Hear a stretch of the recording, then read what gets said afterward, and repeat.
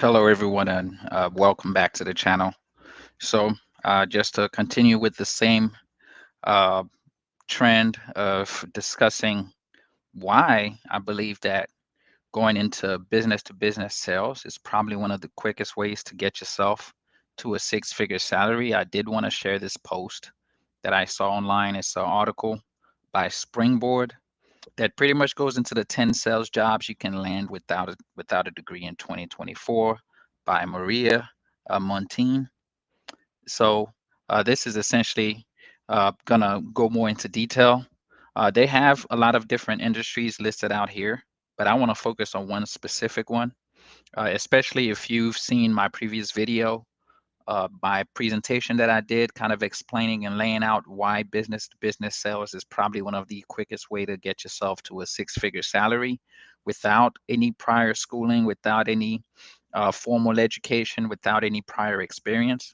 This continues along with that same trend. So if you look, the article goes on to say that sales is one of the most lucrative careers for those without a college degree.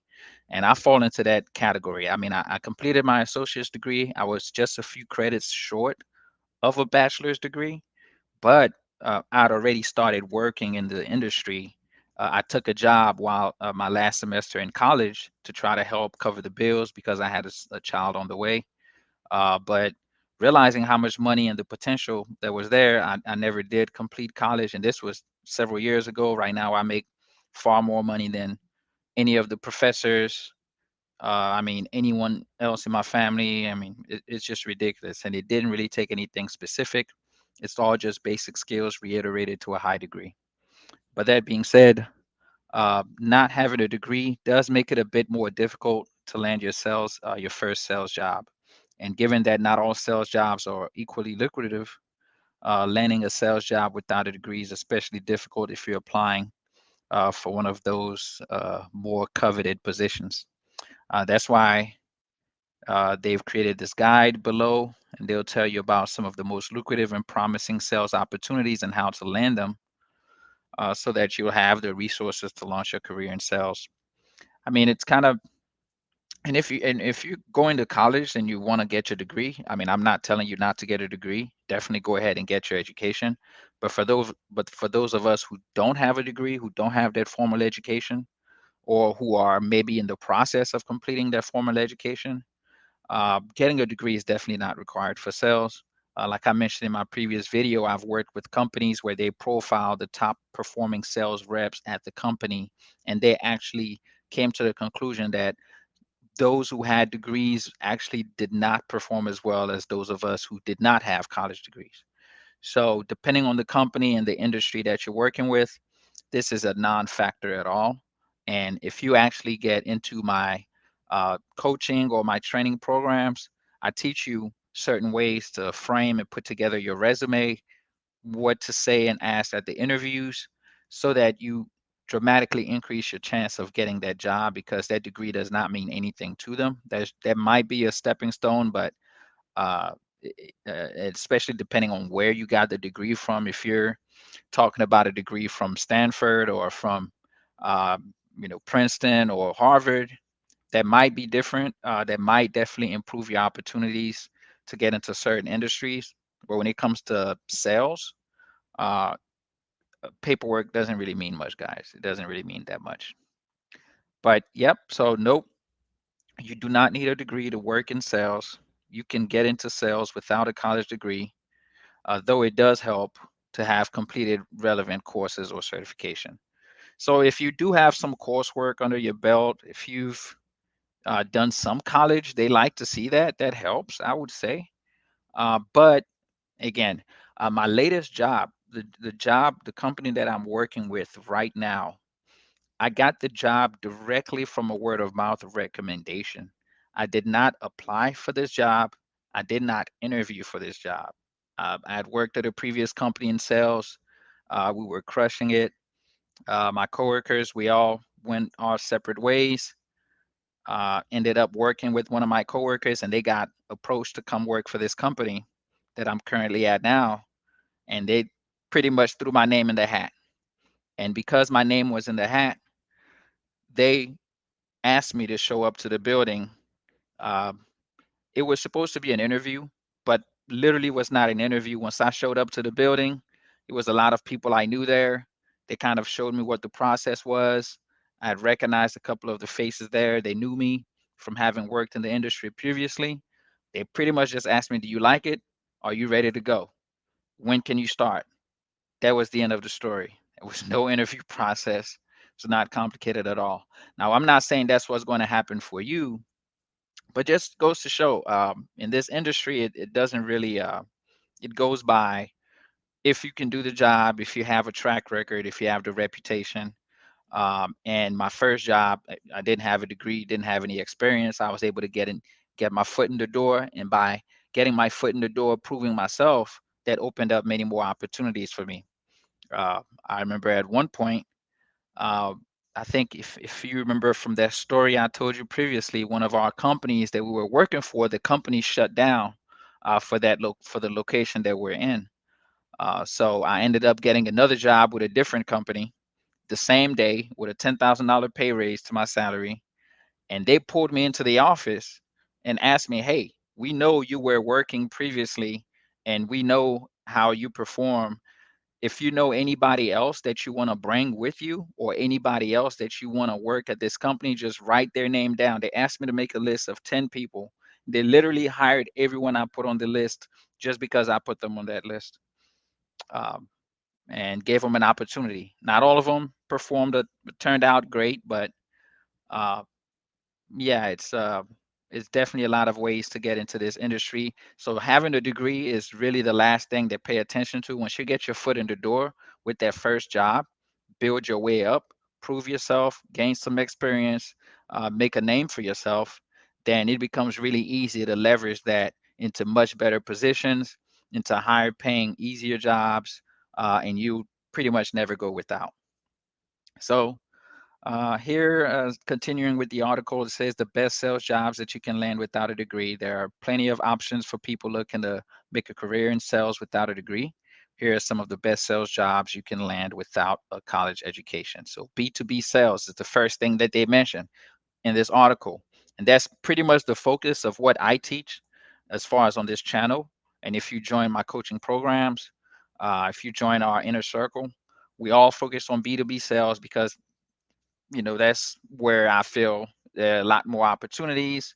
It's a lot easier to level up, and it's one of the fastest ways to get yourself to a six-figure salary without having to start a business, deal with a lot of the complicated schooling, trying to get huge certifications or degrees. It's not really necessary, guys. All you have to do is get your foot in the door with one company and then just work hard, prove yourself, make a name for yourself, and other companies will be knocking at your door to get you hired. So pretty much you have all of the essential pieces of the job, right? So identifying ideal customer profiles. So one of the biggest thing in sales, there's a big misconception about sales that selling is about trying to convince everyone to buy your product. The best sales reps don't waste their time on trying to convince people that don't want to buy the product. What we focus on is identifying the people who need the product. If you can spend some time, do some research, find the people who are looking for what you're already selling, then that makes your job a lot easier. So then once you identify the target customer profile, I tell people this all the time. Um, a lot of my money is made not by who I call, is who I don't call, who I refuse to call. That's where my money is made in many ways. So just process that, chew on that, and think about that for a second. It's who I'm not wasting my time trying to convince, is why you can make 10 times more money than the person who's trying to convince everyone who's never going to buy anyway, right? And this nugget right here uh, is probably going to be helpful no matter what walk of life you're doing, whether you're in sales, whether you're running a business, doesn't really matter. Identifying the ideal customer is going to make or break your career. And then from there, once you've identified who you want to speak with, then it's lead generation, qualifying the leads, taking the time to make sure that what you thought about them or what you thought about their need, you have to confirm that with the person that you're speaking with, presenting the offer, handling objections. Um, of course, you'll always get objections. Whenever you go into a sales process, you should always expect the person to say no, expect them to not be interested, and have the next follow up step right after that. That should be a standard thing, right? It's rare that you get people that just say, "Yeah, I want that." Sometimes that happens, but your mindset going into the uh, into the situation or into the approach is not, oh, I hope this person says yes. Your mindset should be, I know this person is going to at first give me some pushback, and this is what I'm going to do when I get that pushback. Then you push through those objections. And that's usually how you get to the goal. Following up and adding value, which is always critical. You have to follow up with people that you've spoken with. The money is in the follow up.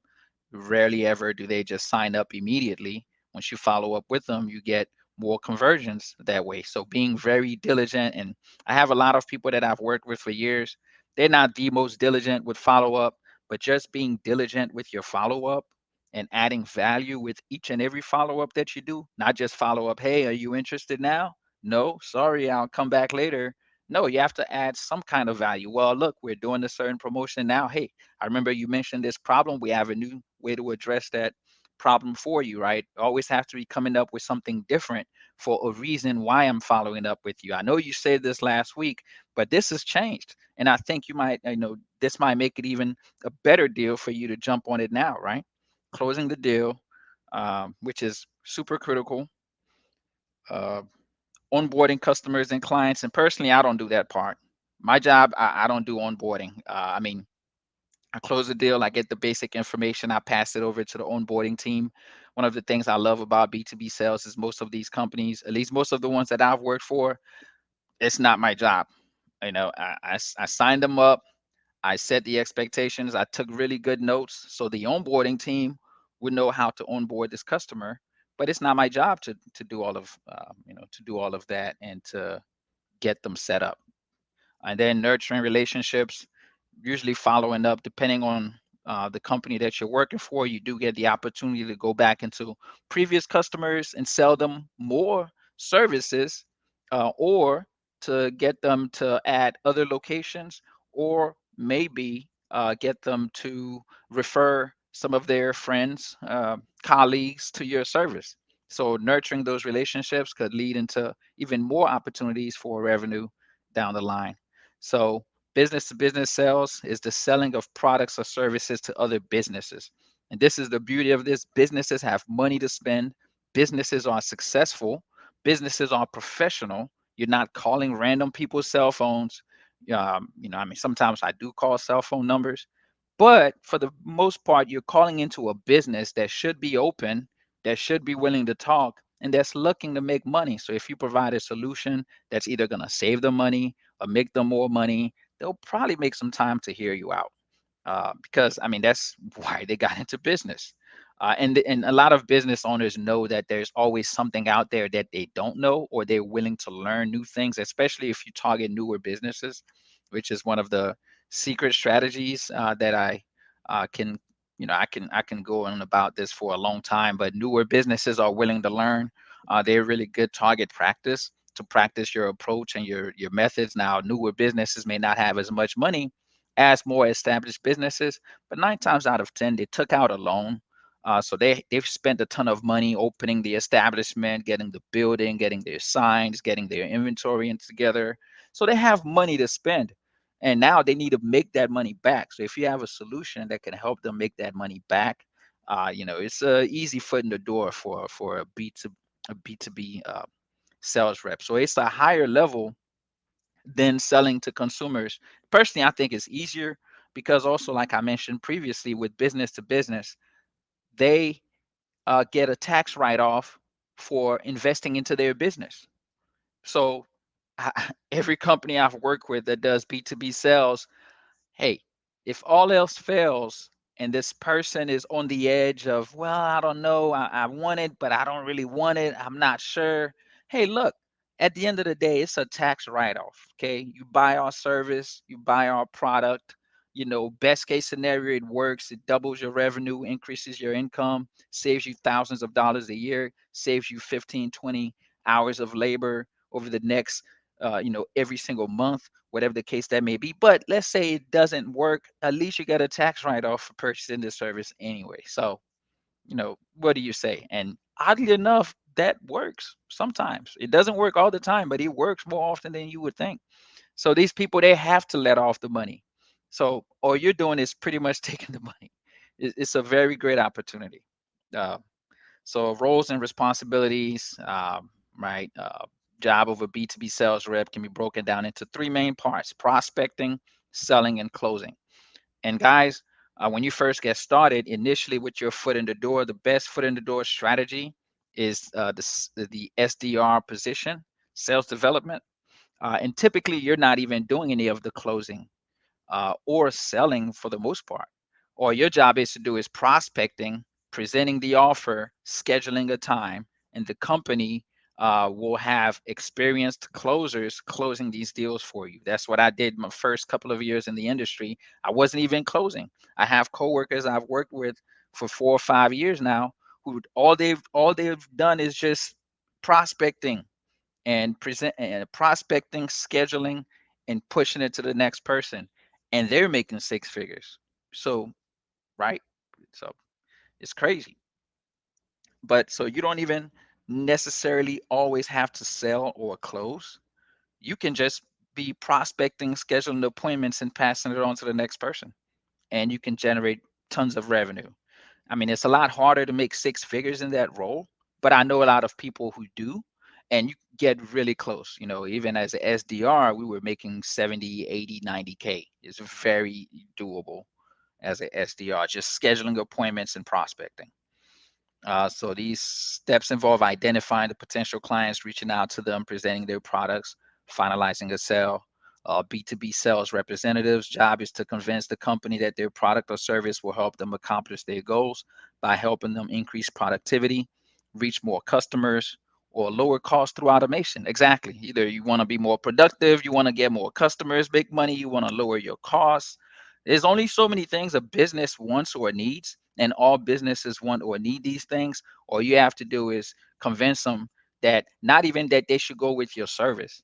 It's it all works in phases. And I know I'm giving y'all too much information, but honestly, your first phase when you're talking to a business is convince them that it's worth their time to look at your service, right? You're not trying to convince them to buy anything when you're prospecting. You're just trying to convince them to give you 15 to 20 minutes to look at your service, right? One line that we used to use was, look, I know you get a lot of calls. I know you get a lot of people talking to you all the time, but I get the feeling that if I could show you something that'll help you save so much money, spend 15 to 20 minutes checking it out, it's not going to hurt you, right? It's not going to cost you anything. But I don't want you to miss out on any potentially lucrative opportunities or something that could change the trajectory of your business just because you didn't want to, give it 10 or 15 minutes, right? So all I'm asking for is 15 minutes. Take a look at it, and I promise you, I won't waste your time. Just that by itself will make you so much money in this industry because I'm not trying to sell you on buying the product immediately. That's something that I also used to do really well when I was going door to door selling Kirby's. One of the strategies we used to give away the Fabuloso and get in the house just to show you the product. And a lot of times people be like, "Well, I don't want to buy a Kirby. I'm not interested in the Kirby." Great, no problem. I'm not even trying to sell you the Kirby. Honestly, I just get paid to show you the Kirby. I'll shampoo your carpet for free. I'll give you this free bottle of Fabuloso. Just listen, just hear me out. I get paid just to show it to you. Don't even worry about it. There's no pressure. And I got into so many houses that way. And most of those people who said I'm not interested in buying, by the end of the demonstration, they were trying to buy the product, right? So it all works in phases. You don't have to try to um, uh, chew the whole sandwich in one bite, right? You chew it one bite at a time. So all we're trying to do is buy your time at first, then go on to the next step of the process. So this is not even correct about you trying to convince them to purchase your services. No, just want to convince you to spend a few more minutes with us. And then in those next few minutes, we'll try to convince you of the next step of the process. And then, we push, roll that ball down the hill slowly. And before you know, it compounds on itself. It starts to snowball. And by the time you get to the end, it's almost like magic. They want to buy, or they want to at least try to buy. So like I mentioned, sales development representative, SDR, this is where you start off about 30 to 60K, getting your foot in the door. But then once you move up from there, they skipped a lot of levels. Usually, you'll either start as sales development rep or business development rep, depending on the company. You don't need to get to these levels. I mean, I make a lot. I make more than these guys. That's not correct. I know VPs probably make more than that, but who knows, right? Sometimes, funny thing about sales is sometimes as a rep, you make more money than your managers. I've had managers get promoted from sales rep to manager and start making less money and get upset and frustrated when they was watching us crushing on the phones, making money. I myself got promoted to a data scientist for a company, which was like a manager of managers. And I got frustrated because I was making less money than what I was making when I was actually selling on the phones, and decided to go back to selling. So uh, this could be accurate. VPs, man, I don't know how much VPs get paid. I've never made it to that role, but I know as far as managers, senior managers, sometimes you make a lot more money just being a rep closing deals on the phones than being the manager, which I preferred because my paycheck is not depending on other people. I'm not hoping someone else does their job well to get paid. It's all on me. If I crush it and I work hard and close these deals, I get paid, right? I'm not waiting on someone else to make me some money. And also, a lot of times, when you take those higher up positions, your pay is more static. That's what really drove me crazy. Being used to the sales environment where, yeah, I might have a slow month, but I know if I grind it out, I'm gonna get myself a huge bonus. I could double or triple my salary in 1 month. Versus in those higher up positions, you're set on a static paycheck. So you get, no matter how well you perform, no matter how much you do, you get the same steady paycheck. And I know for some of you guys, you're thinking, no, I just want the steady paycheck. I don't know. For me, I can't stand it. I like I like being in a position where I can make double the money, triple the money if I get more creative and I work harder. Now, most sales jobs, your base salary is going to be pretty comfortable regardless. So I know I can live off of that. I can take care of my bills with just the bare bottoms of whatever I can make. But it's just knowing that if I come in here and I really grind it out, I can make a stupid paycheck. And it's not a lot of jobs that give you the opportunity. And I'm just addicted to that lifestyle of, hey, this month I can really go in there and I can add a couple thousand to my check, maybe even more, right? To my check. I can break 10, break 20,000 if I work really hard. That's just what gives me satisfaction. I don't know how you operate, but some people prefer the more comfortable, steady paycheck. For me, I like to be able to come in there and just really knock it out the park. Anytime that I so choose, or anytime that I'm so motivated or driven to make things happen.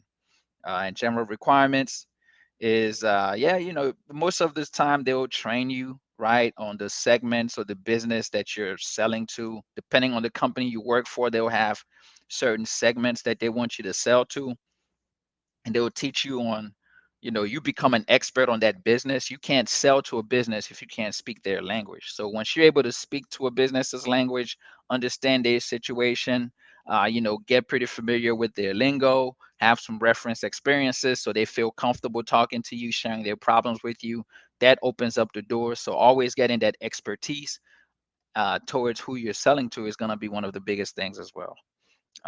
You also need to know what makes up a business, departments, divisions, how to navigate, right? When you're calling in, getting the secretaries, gatekeepers.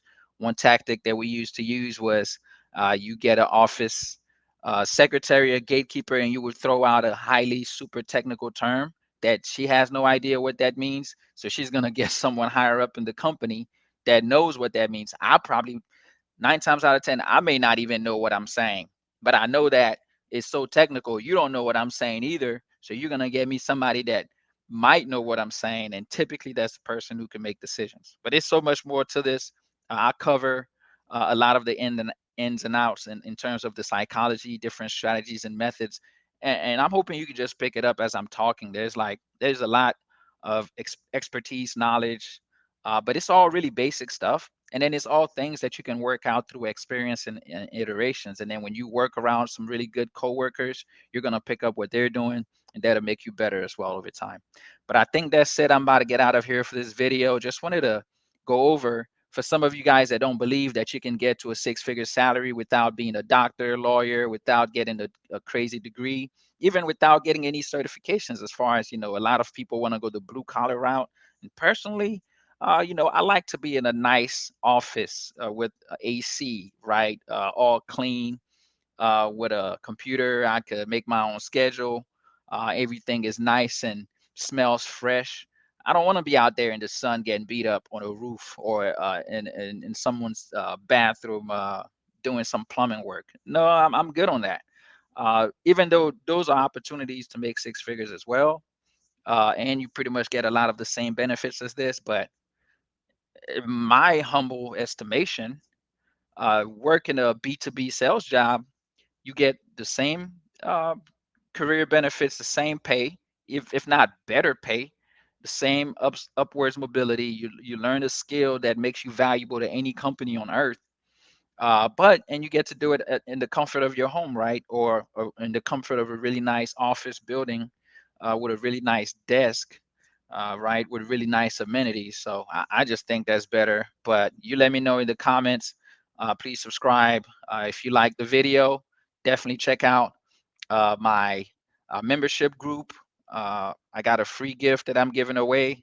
And if you join the inner circle, it's just tons of value in there to help speed up that process, shorten that gap. Took me, 4 to 5 years to get to that six-figure mark, even though I was pretty close within my first year or two. Uh, I can help speed that up for you, right? Just feel free to contact me, and we can talk about that in more detail. But you guys have a wonderful rest of your day, and we'll be in touch.